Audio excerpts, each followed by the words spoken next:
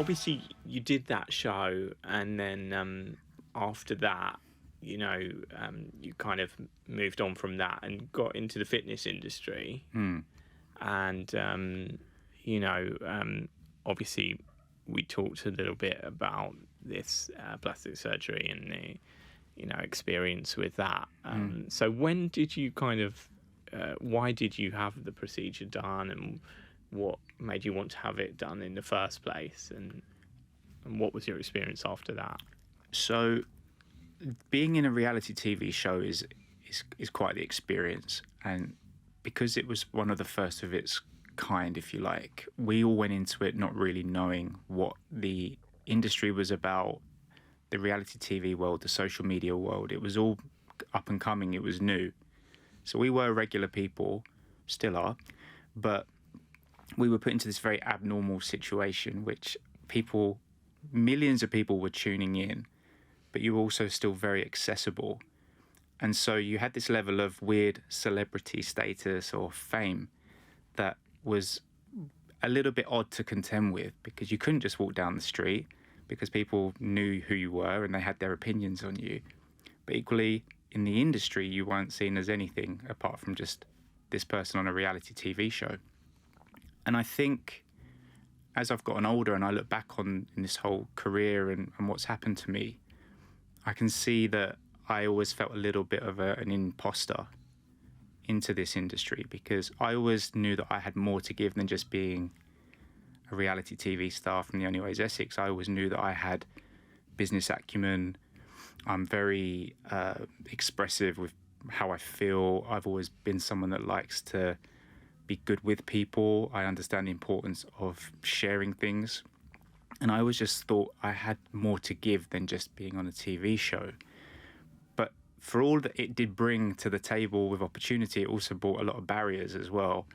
And I think that subconsciously, it was chipping away at my self-esteem, as well as giving me like this quick high.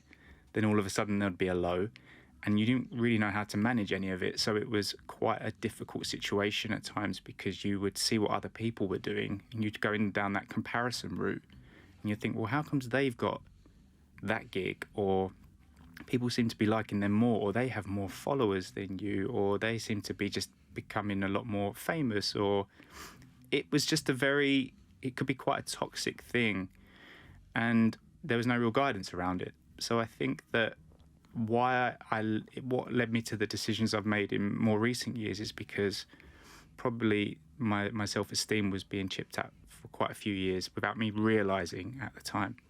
Yeah. And do you think that you did have like body dysmorphic disorder? Do you think that is something that you experienced, or?